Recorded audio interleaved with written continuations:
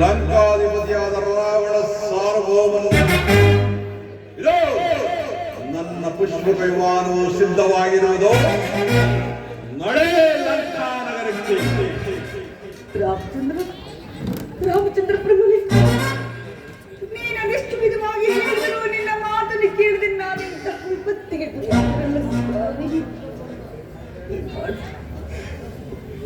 ಏನು ಮಾಡಲು? ಈ ಸಮಯದಲ್ಲಿ ನನ್ನನ್ನು ರಕ್ಷಿಸುವರಾದರೂ ಯಾರು? ದಶರಥ ಚಕ್ರವರ್ತಿಗಳೇ, ಮೈದನನಾದ ಲಕ್ಷ್ಮಣನೇ, ರಾಮಚಂದ್ರ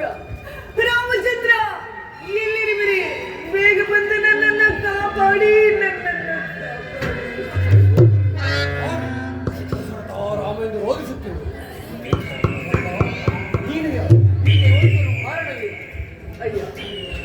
ನಾನಾದರೂ ದಶರಥ ಮಹಾರಾಜರ ಸೊಸಿ, ಶ್ರೀರಾಮಚಂದ್ರರ ಧರ್ಮಪತ್ನಿ. ನನ್ನ ಕಾಂತನು ಇಲ್ಲದ ಸಮಯದಲ್ಲಿ ಈ ಘಾತಕನಾದರೂ ಮೋಸದಿಂದ ಅಪಹರಿಸಿಕೊಂಡು ಹೋಗಲು ಯತ್ನಿಸುತ್ತದೆ. ನನ್ನನ್ನು ಕಾಪಾಡಿಕೊಂಡು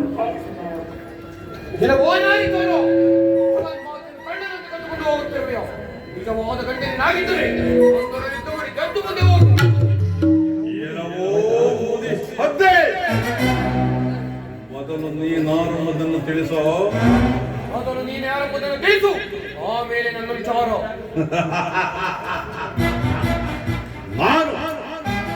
ನಾನು ಸ್ವರ್ಣಲಂಕಾಧೀಶ್ವರ ದೋಷಖಂಡ ರಾವಣ. ನೀನಾರುವುದನ್ನು ತಿಳಿಸೋ. ನಾನು ಅಮಿತ ಪರಾಕ್ರಮಶಾಲಿಯಾದ ಜಟಾಯು. ಜಟಾಯು ಪರಾಕ್ರಮಶಾಲಿ ಎಂದು ಕೇಳಿರುವೆ. ಹೀಗಾದ ಮಾಡಿ ಇವನನ್ನು ಇಲ್ಲಿಂದ ಉಪಾಯದಿಂದಲೇ ಗೆದ್ದು ಬಂದಿತು. ನಾವಿಬ್ಬರು ಮಹಾಬಲಶಾಲಿಗಳಾದ್ದರಿಂದ ನಮ್ಮದು ಜೀವದ ನಡೆಗಳನ್ನು ತಿಳಿದು ಯುದ್ಧ ಮಾಡೋಣವೇ?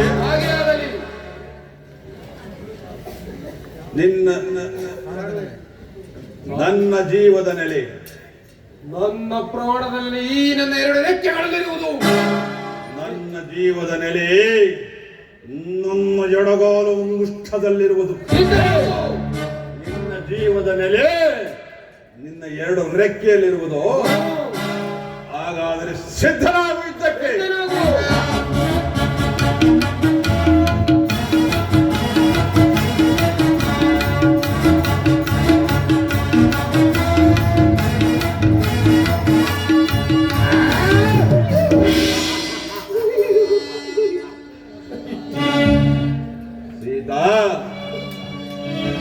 ನೋಡಿದೆಯಾ, ನಿನ್ನ ಸಹಾಯಕ್ಕೆ ಬಂದ ಈ ಜಟಾಯುವಿನ ಸ್ಥಿತಿ ಏನಾಯಿತು?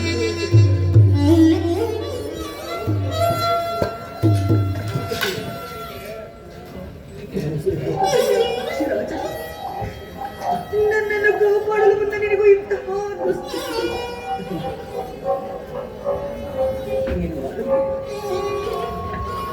ನನ್ನ ವಿಚಾರವನ್ನು ನನ್ನ ಸ್ವಾಮಿಗೆ ತಿಳಿಸುವ ಬಗೆಯಾದರೂ ಹೇಗೆ?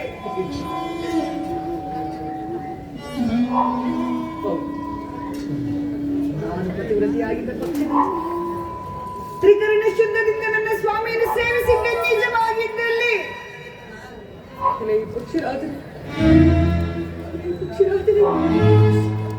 ನನ್ನ ಸ್ವಾಮಿಗೆ ನನ್ನ ಎಲ್ಲ ವಿಚಾರಗಳನ್ನು ತಿಳಿಸಿ ಆತನಿಂದಲೇ ನೀನು ಸದ್ಗತಿ, ಆತನಿಂದಲೇ ನೀನು ಸದ್ಗತಿ. ಆತನಿಂದಲೇ ನೀನು ಸದ್ಗತಿಯನ್ನು ಪಡೆ. ಸೀತಾ, ನನ್ನ ರಥವು ಸಿದ್ಧವಾಗಿರುವ